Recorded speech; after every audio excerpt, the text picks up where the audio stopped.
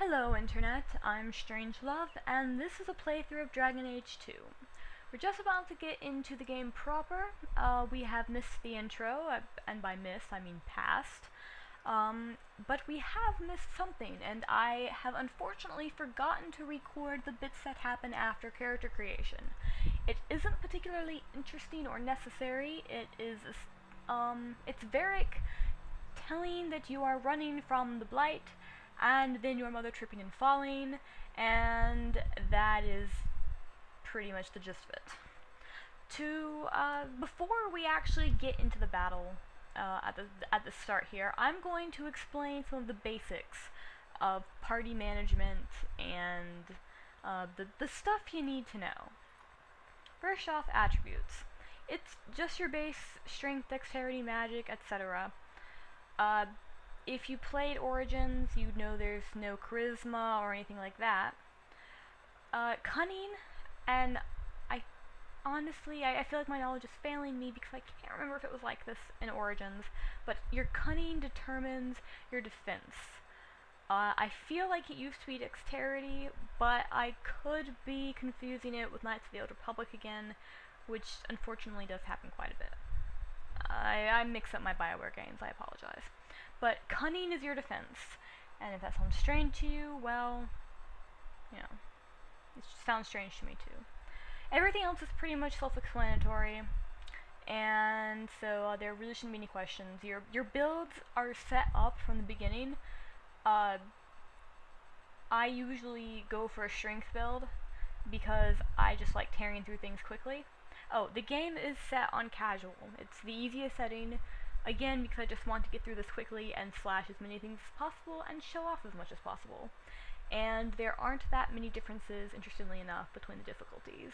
And this game is far easier than Origins, even on Nightmare mode. So, secondly, we have abilities, which are our skill trees. And you may notice I have more than usual. I have more than usual because I have a mod installed that allows me to have them all unlocked at once. I've done this mainly so I can get the passive talents that up things like magic resistance and physical resistance. I did that mainly so that, because I don't really, aside from the something awesome happen, for talents, you can actually pretty much just destroy as many enemies, with your basic attack as you can with talents. So I personally view the passive abilities as more useful and more valuable. Again, people with different playstyles would probably disagree, but that's just my humble opinion. It also unlocks the companion skill trees, but I don't intend to use those since they're pretty... It doesn't really make any sense for a hawk to be able to use lyrium marked into her skin, or lyrium, but I like to pronounce it lyrium, so I'm going to do that. Anyway, you have companion abilities once you get friendship or rivalry with them, which I will explain later, and you have your ability to summon your Mabari in this game, or at least I do, because I have all the DLC, and this doesn't actually give you any bonus except that you have a Mabari, but if I were to have a companion effect right now, it would also tell me that it's a boosted 5% of my attack speed. And that's how you check that. It will be over here. Tactics is just the tactics menu. You can set when you want something to be attacked and what you want to do with it. The presets are pretty basic. If you have adjusted something, it will have a asterisk next to it. Everyone has their presets. I usually don't bother fiddling with their tactics unless it's someone I want to be using for healing, such as Bethany or later Anders, because that's really the only time you have to actually tell somebody to do something. Usually they will do it on their own, but healers don't seem to like to use their healing abilities unless you actually wring them by the neck and tell them, use your healing ability! So, there's that. Friendship and rivalry, I'm not going to get into it right now. It's pretty big part, the essential part of your companions. but it doesn't really come into play that much in the prologue, so I'm just gonna hold off until we get some companions who aren't related to you. But you may notice that Bethany is a friend and Carver is a rival. Just a sibling rivalry there. My mouth is really broken, apparently. Anything else I need to mention? I do have, as you notice, mods installed. Most of them are just aesthetic mods, and I will point them out when they show up, so that you will know that's not actually what the character looks like, and I will try to go through and disable most of them, just so that you can see what they're supposed to look like. I think Meryl has a different hairstyle. Isabella's outfit is sort of blinged out, as the kids say. Just little things. Anything big? I do have it set so that I can get a set of champion armor right from the beginning, from when I hit Kirkwall. And it's a set that evolves with your level, so it's not overpowered, but it is the best looking armor in the game, and the aesthetic artsy part of me demands the best. So there is that. And oh, also companions, you can't change their armor. Let me bring up the inventory. You can't change companion armor. I haven't changed that, though I would like to, because it's kind of annoying. On one hand, you do get these nice, unique outfits for your characters, which is very cool. But on the downside, you're stuck with that. You can add runes, you can buy upgrades, but you're pretty much stuck with a bunch of companions whose armors will always be worse than yours, no matter what, which is disappointing. And they have default weapons, and what I have done with mods is I have also installed one that gives most of them, I don't think it works for Bethany and Carver, weapons that evolve with their level, like the champion armor set does.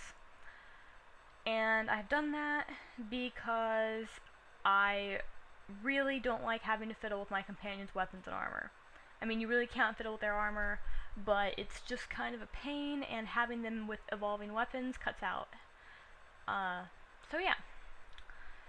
And I do have the console enabled. I have the console enabled because, as you probably see a couple of times, this game does have glitches that can keep you from finishing quests, which is usually just a minor annoyance if it's a side quest, but if it's a quest that you need to complete the game or to bring the main storyline forward, you might need to finish it, and so if that one item doesn't drop, you might have a problem. So I have the console enabled so that if that is to happen, I can go through and I can search for the item or whatever it is that I need. I can debug things, and I can make it through no matter what. So hopefully I won't have to use it, but if we do encounter any problems, I will show you how to fix them. So there's that. Anything else? Oh, I also have one that unlocks all the chests so that you can see what's in them. Most of them are just junk. There's not really a lot of interesting things in chests, but just in case you're curious, I have that. Alright, enough of me blathering, let's get into some fighting. Fighting where we're not grotesquely overpowered. Anyway, oh, here's that girly run I was talking about. I'm not going to bother getting this stuff. It's not healing items or anything I need, so. But no matter who you are, if you're a female character, you will run exceptionally girly. And that annoys me. It's probably a silly thing to be annoyed about, but there it is. And you will also stand like this, even if you're wearing heavy armor. Alright, level up time.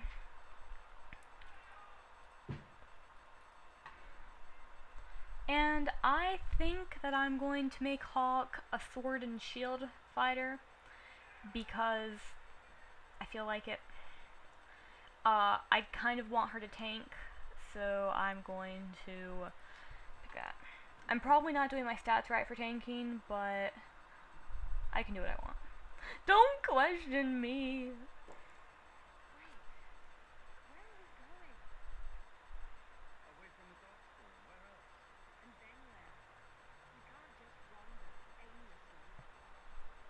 Well, you're free to stay here and the Darkspawn eat you. And wandering aimlessly did end up pretty well for the Wardens.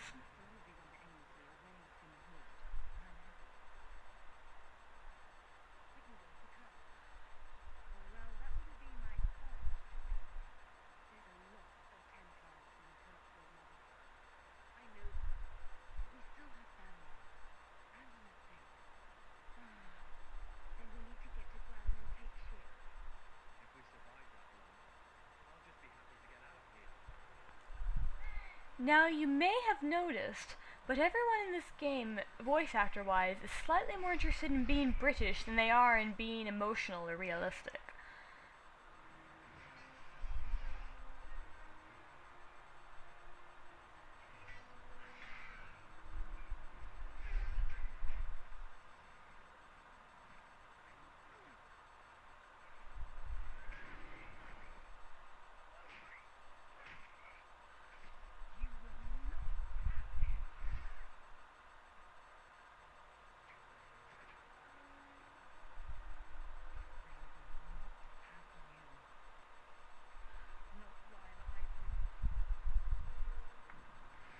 So, that's Aveline. She's a BAMF, and she's a party member. She is probably my second favorite character in the game. Just because she doesn't do anything horribly annoying, and she doesn't have any sort of major malfunction. She has problems, but she actually does the adult thing and works through them. It's crazy, right?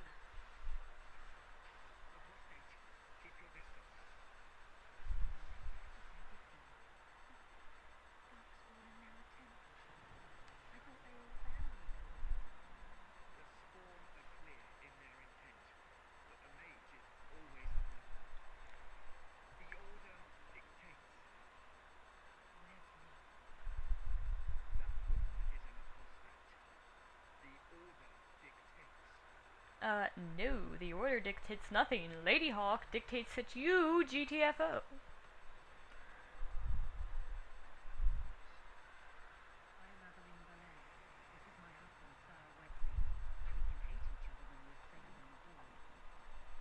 I'm going to go through the investigate options so that you can see them.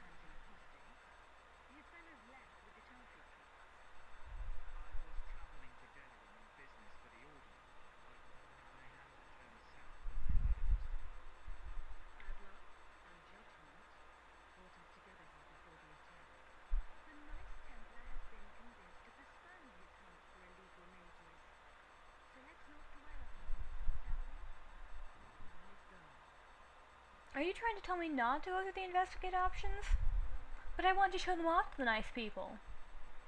Especially how we can just stand here and have a nice chat while the world burns around us.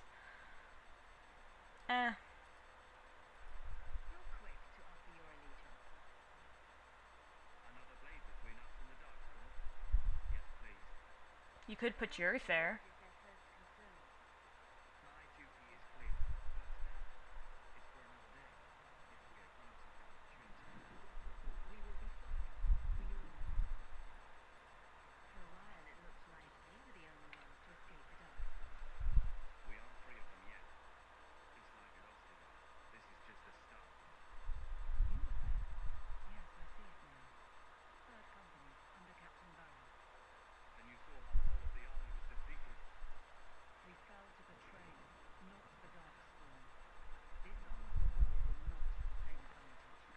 Cool story.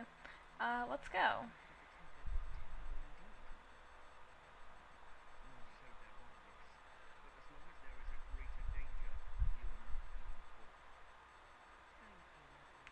You mean as long as there is greater danger, you are safe from me beating the crap out of you? Because I'm the main character. Oh, and that is my alarm that says I am very close to running out of time. So, I suppose this is time to end the video. We aren't getting very far. Well, I think I might have rambled away the time. I apologize for that. So, this has been Let's Play Dragon Age 2, and hopefully we'll make more progress next time. Sorry, guys.